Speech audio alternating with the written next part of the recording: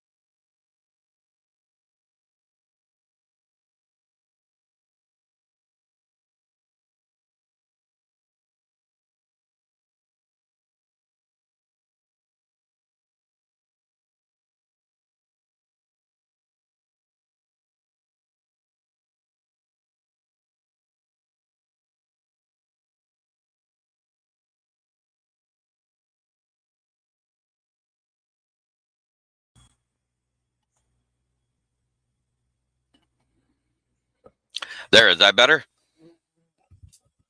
God damn it. Whew, I had a B. It is. Is that better? You should have sound now. Let me check it again. It shows I got sound. All right.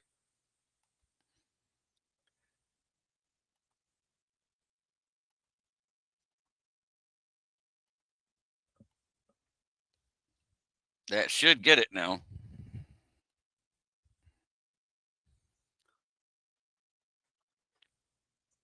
But it is PFF Tuesday. Sorry about that. But welcome to Lions Talk with Smoke and Jeremy B. I am outside. I am in the shade, so therefore it's going to be a little bit of a darker show. But I'm outside so I can smoke because I want to be smoking Jeremy B because that's what I do. That's what I've been doing ever since I started. It's PFF Tuesday. And yes, the Bears are in the decade. They're in the 2000 Lions decade of their franchise right now. I don't care what anybody says. Since 2006, what have they done? They've been the Lions. Let's get into this. Detroit defensive grades. Brian Branch led them all with a 91.4. Grant Stewart had an 84.6. Aiden Hutchinson had an 80.8. Al-Qadim Muhammad, a 76.4. Marcus Davenport, a 70.9. DJ Reader, 68.9. DJ Reed, 68.6. Rock Yassin, 67.4. Khalil Dorsey even had a 64. Talik Williams was on that borderline of falling below average because 60 and up to 75 is average. So look at that. Al-Qadim Muhammad, Aiden Hutchinson, Grant Stewart, and Brian Branch, all above 75, which is good to great. Above 90 is elite. That was Brian Branch. He played 59 total snaps. He had 18 in defense, 3 in pass rush, 38 in coverage. Will Vogel, good to see you, sir.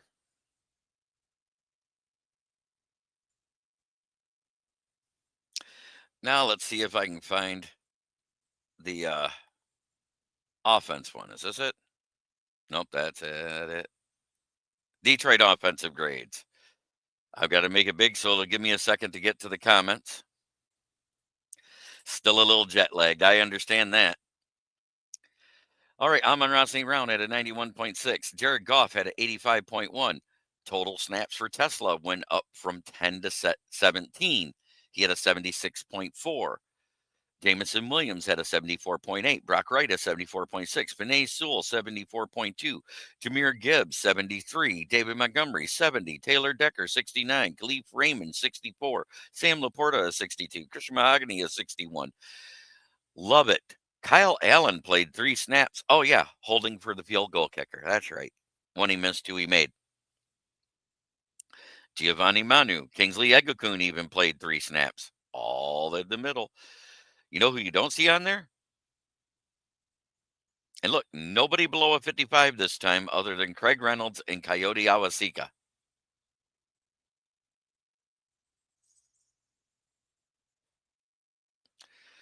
Oh boy, let me get into the comments now. I just wanted to get through that. I have the Chicago grades up here too, so we'll look at those.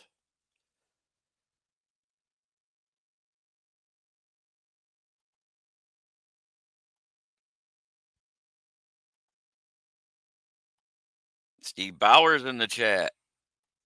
Sick and fucking tired of hearing the shit from the other fans. They're all talking about injuries and how it will hurt their respective teams. We were browbeat for FOF fans for even mentioning last. Yeah, I know. They can't have it both ways. So either you're a good team that has some injuries and you overcome it, or you're a good team with good starters and you can't overcome your injuries.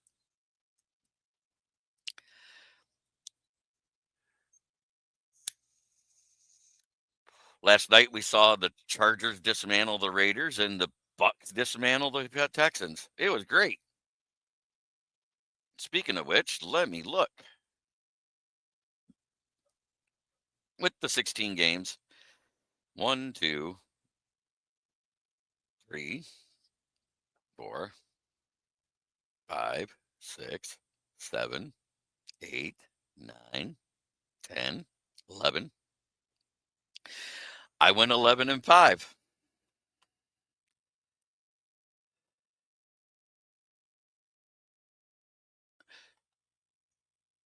Yeah, that's funny because it's going to be Jake Browning versus Carson Wentz because J.J. McCarthy is going to be out at least 3 to 4 weeks with an ankle injury.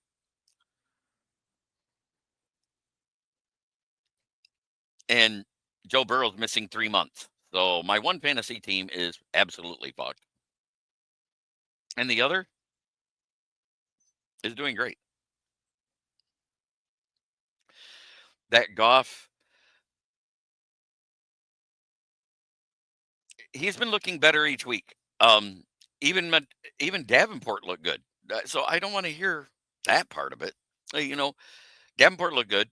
We don't know what the extent of his injury is yet. I don't know if they let that out. I haven't heard he's missing.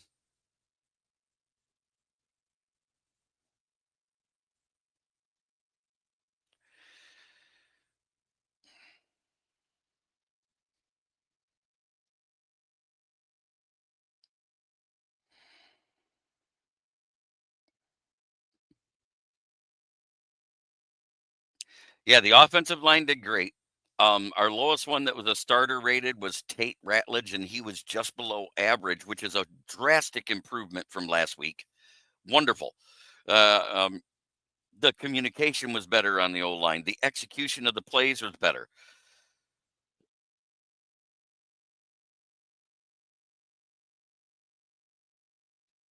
Hey, I said the Vikings could be great, but it depended on J.J. McCarthy. Well, now they got to depend on Carson Wentz for 3 weeks. And if they're 1-1 and go 0-3 to 0-4 over the next 3 to 4 weeks, oof. The offensive line did great. The defensive line did great. I had people complaining about the pressure not getting there in the first half. I said it got there. Caleb Williams was athletic enough to avoid it. And they made adjustments in the second half and got all 4 sacks in the second half. But let's not forget, The interception happened in the first half. The fumble happened in the first half. If you're not getting behind the line to get that pressure, those things don't happen. Because yes, pressure on a running back counts too. There was tackles for loss in the first half. DeAndre Swift only had 63 yards and a tutty. And on that tutty, it was a little bit of a mistake in communication on the defensive line. Talik Williams went with DJ Reader, and because it looked like they were going to push the other way, and it left the hole between Penei Sewell and Ratledge. And I'm quite sure they credited Ratledge with that touchdown Williams with that touchdown against him. But that's okay. Talik Williams had a great game overall to me.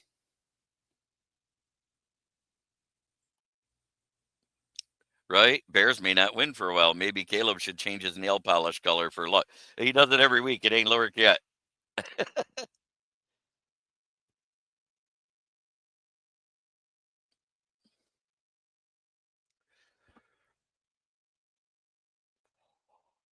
Wow. Yeah, it was a drastic. And the play calling looked good. We saw trick plays. We stopped Ben Johnson on 2 4th downs. And we did what? We completed 2 of ours, one of them for a tutty.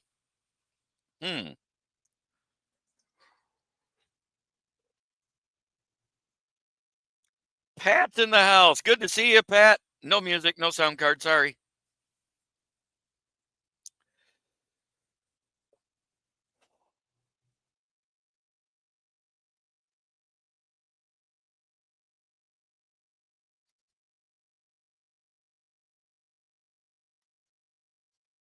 We still don't know the extent of Davenport's injury. He may be out this week. He hasn't been ruled out yet. So I want to see what they say after today, because today is report to camp day. I'm waiting for the camp report to come out at 4:00. But yes, they only got one win because, again, the Bears don't know how to finish. What an amazing game it was yesterday, though, or Sunday. I got my notes here. I'll go over it one more time for those.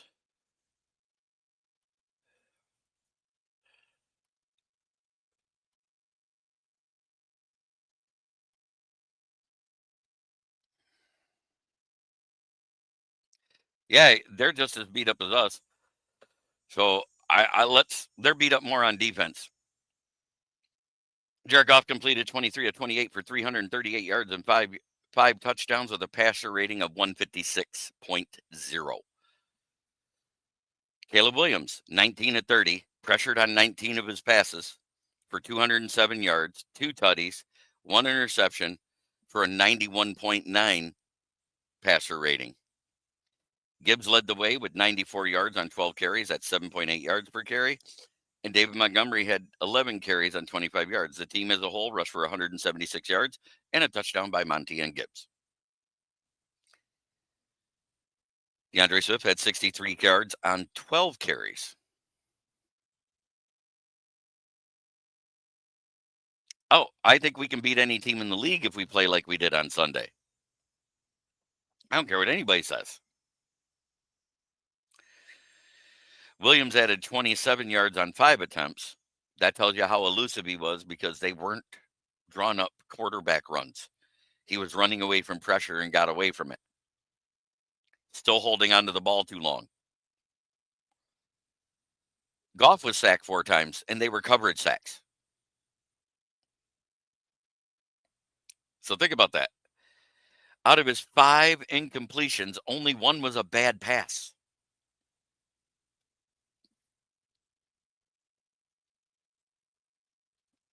The Lions had 2 key takeaways. It is. But I still think we can do it because they're beat up on defense too. The interception by Kirby Joseph and the forced fumble by Brian Branch, which was recovered by Jack Campbell. And who did he get the fumble from? DeAndre Swift. Chicago Bears difference. They were able to get pressure, but it wasn't consistent. It was sporadic. But they did get 4 sacks. Third down percentage, they gave up 40% conversion rate on 3rd downs. Be looking forward to talking to you too. Look up your Panthers news for us. Red zone. We were 6 of 7 in the red zone. I don't like Davenport's attitude, but he did get a sack. His sack numbers are bad. Who can we trade for? I don't know if anybody's available for trade. They've all been re-signed or traded already. That's the problem. Nate Lynn's out there. Bring Nate Lynn back. Bring Nate Lynn back.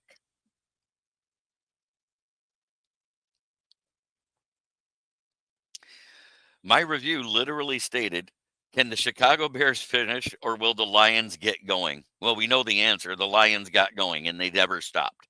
It started from drive 1 and it went throughout the entire game.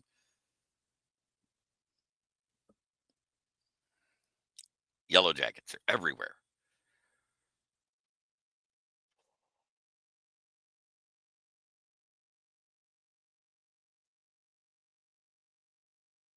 The title for my review article is The Bears Get Demolished with Ben Johnson's Return to Motown. How do you like that title?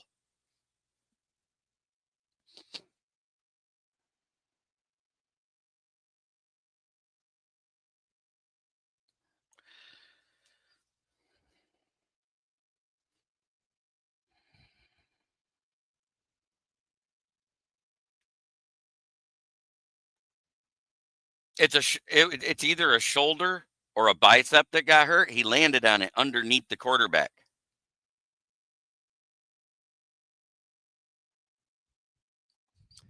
Yeah, it may have been a weak call, but it's the letter of the rule. He hit him in the helmet. Unfortunately, you can't hit anybody in the helmet anymore, and he's probably going to get fined for that. Fines come out today. We'll find out.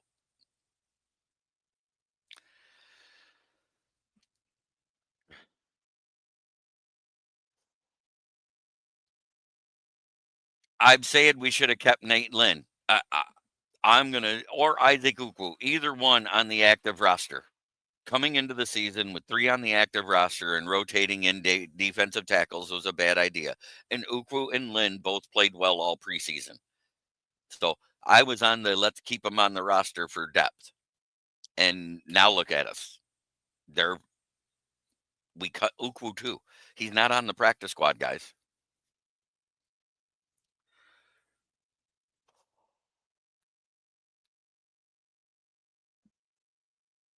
And I'm just saying we should bring Nate Lynn back because Nate Lynn looked good all preseason.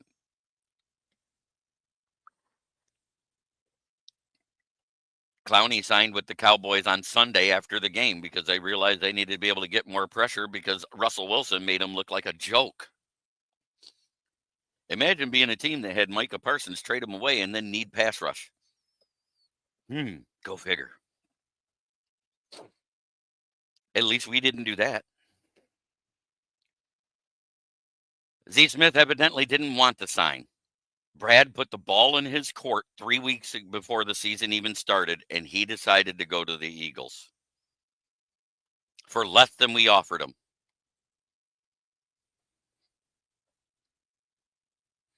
And that's what everybody doesn't get.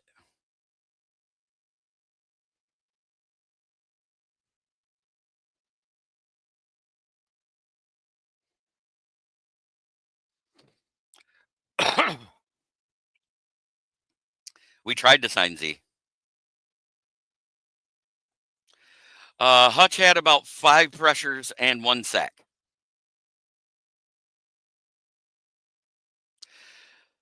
Bill T, congratulations to your Patriots on beating the hapless Dolphins.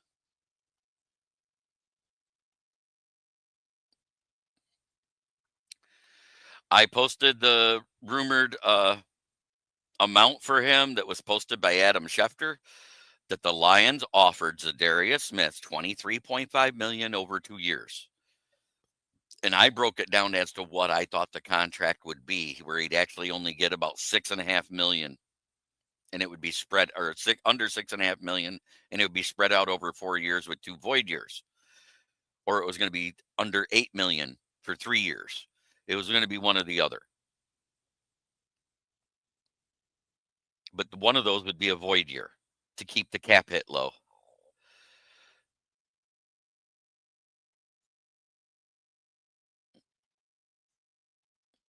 if they play as bad as they have defensively the last 2 weeks, I think you got a good shot to beat the Patriots, Bill. We'll talk about that tomorrow night. But I went 11-6 this week. Last week I went, what was it, 9-8? So it was still above 500, but that's an improvement. I start out like that every year. The first week is so hard to predict, and I don't care what anybody says. There's people who get lucky and predict it right, but it's basically an extension of the preseason for the starters because only 8 of the team played starters in preseason. Guess what? All 8 of those teams had success. They were either in a competitive game they barely lost to a team that had starters playing. Bill is a Patriot fan, but I'm glad he watches the show because he asks good questions and he gives good takes. Aleem McNeil is not due back to somewhere between week 9 and week 13. So we won't even, at worst case scenario, we will not have him.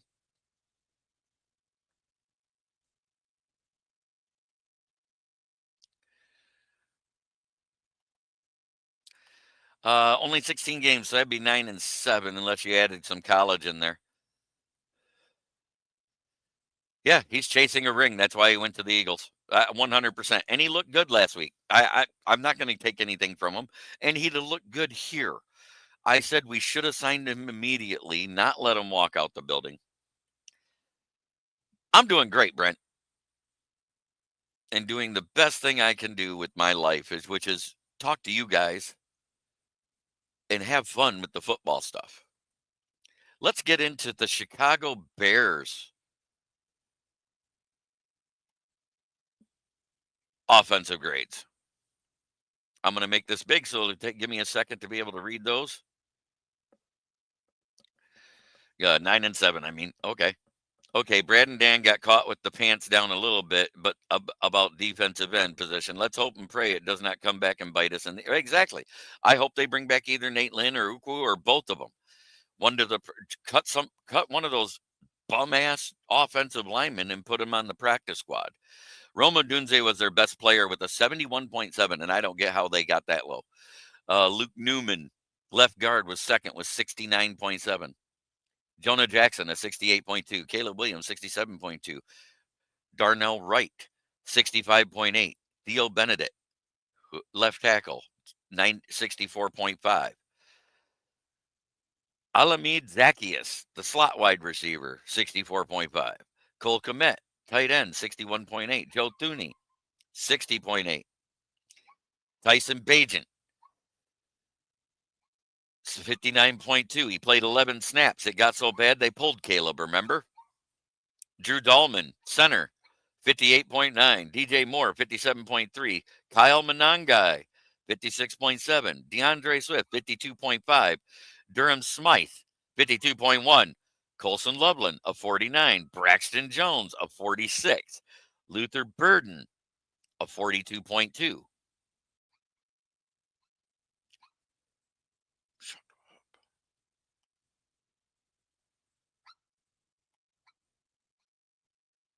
This the one? Nope. This has to be it. Yeah, Chicago defensive grades.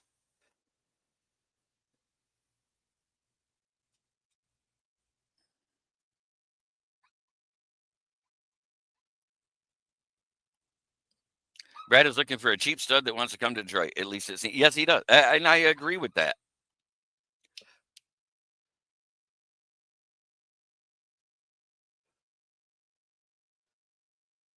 All right, Noah Sewell was their best defender.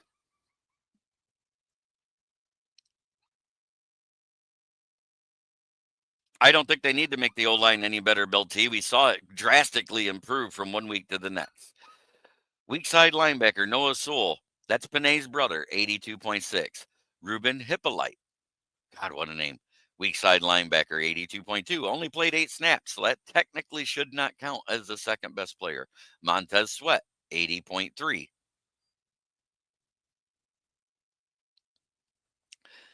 Jaquan Brister, 74.8. Jalen Johnson, 70.9. Grady Jarrett, 69.8. And Andrew Billings, nose tackle, 66.8. Jonathan Owens, free safety, 65.4. TJ Edwards, 65.2. Tenu Passanon, 65. Dominique Robinson, 56.2. Chris Williams, 56.1. Tremaine Edmonds, 51.9. Deo Odeyingbo, 48. Gervon Dexter Sr., 44.5. Nick McLeod, 41.8. Tyreek Stevenson, a 29.8. Nahshon Wright, a 29.4. And Kevin Byard, the free safety, 26.1. Playing 58 snaps. 58 snaps, and that's all he got? It's redonkulous.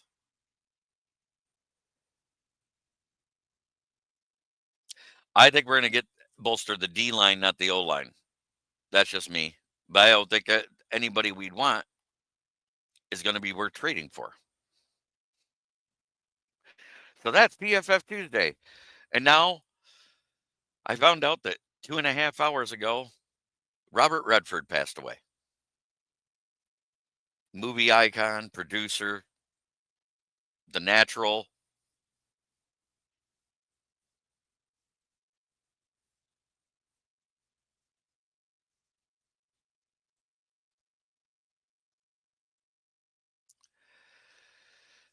I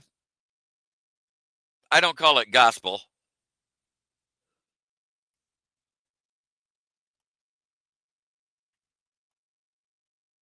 I don't call it gospel. And what I like about Robert Redford is he was in Endgame as one of the politicians that was working with the Shield.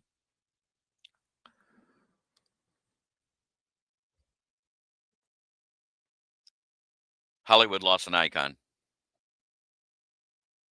Right.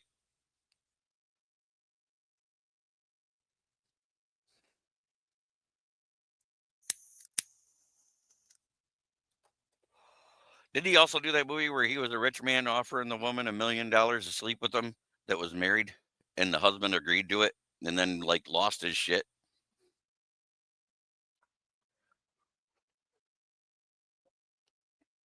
Because his wife fell for him. The Proposal, I believe it was. Wasn't that Robert Redford back in the 90s? How do we know that shit? How did he know then that shit was actually going to happen in real life later? Because that shit didn't really take place a lot until after the 2000s.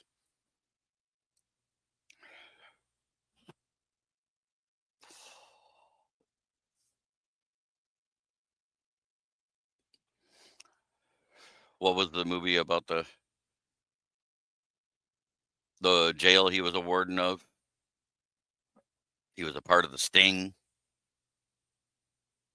Butch Cassidy and the Sundance Kid. Great movies. If you haven't seen them, go back and watch them. Yes, he was. RXJ, good to see you, brother. Yes, go Lions.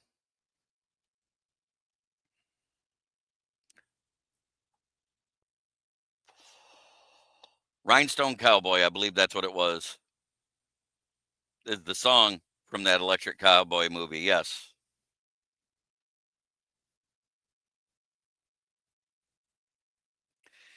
They also had the Allman Brothers song in that movie, Midnight Rider, if I remember right.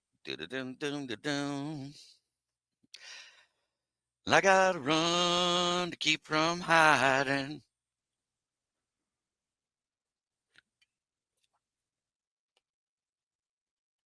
Yeah, smoking that Bears pack. Yes, sir. They're no longer 500 against us.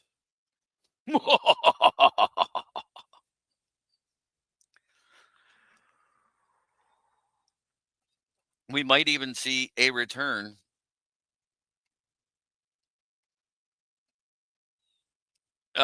He's getting a second opinion to see if he needs surgery or not. If he needs surgery, he's probably out half a year. If he doesn't, he could be back in 2 to 3 weeks, if I remember right. I'll have to look up the report again in a minute. As a matter of fact, you want to hear a nice voice? I do have proof of my nice voice if you want it. I have recordings of me singing. Let's see. are we in the mood today for?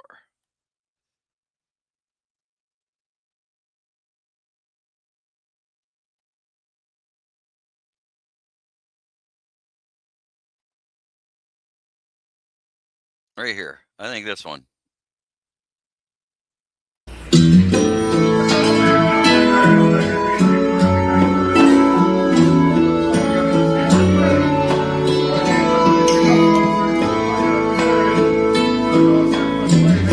Would you know my name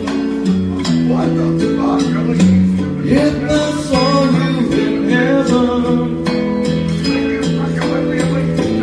Would it be the same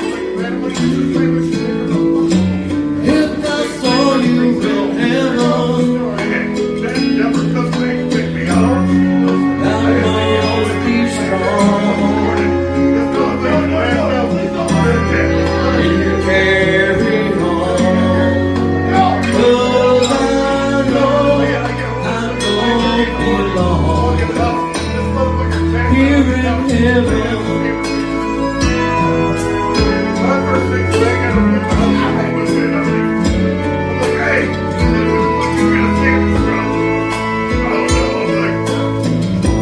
Would you hold my hand if I saw you in heaven? Would you help me stand if I saw you in heaven? I'll Found my way. Night and day. 'Cause I know till the end they stay here in heaven.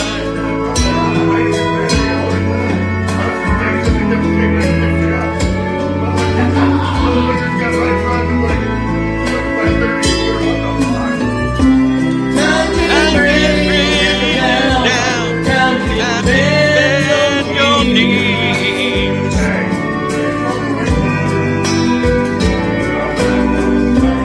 Time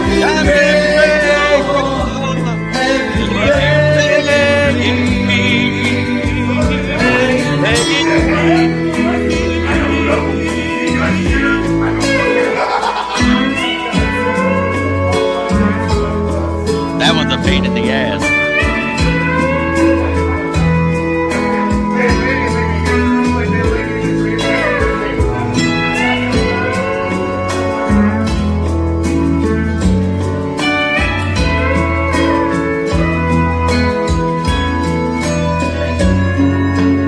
I'll find my will.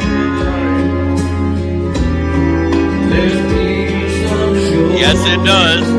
And I know there'll be no more tears in heaven.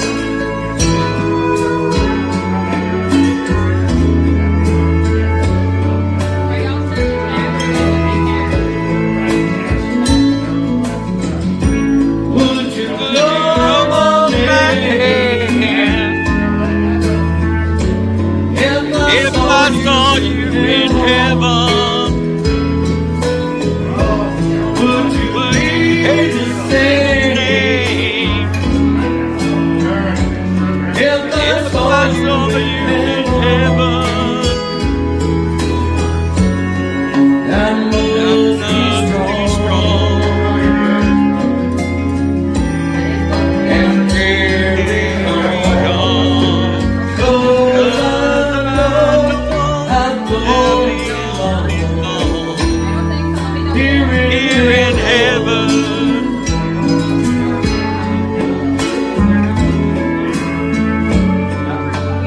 Thank you, fine sir. Jamie, get on. yeah, there I was at karaoke singing to little Eric Clapton. I've done Poison, I've done Bon Jovi, I've done Ozzy, I've done Joshua Caddison and Journey on recording.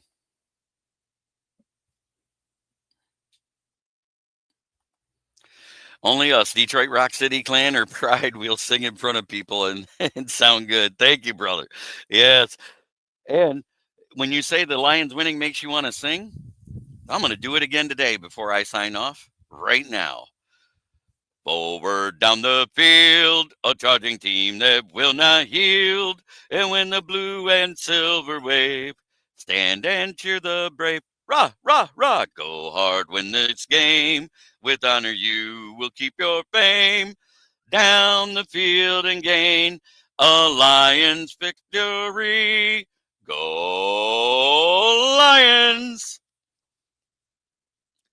Thanks for watching, everybody. Tune in tomorrow, because I'll be back live again at the same bat time, same bat channel.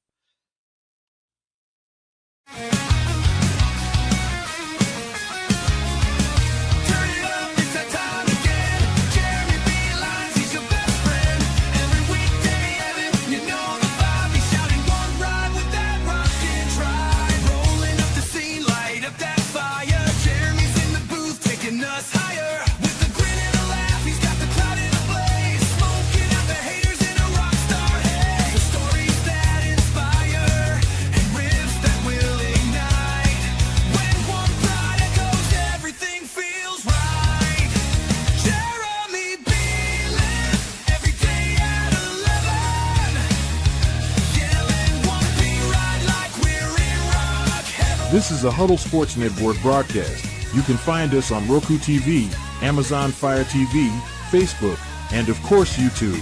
Get all your NFL news here first.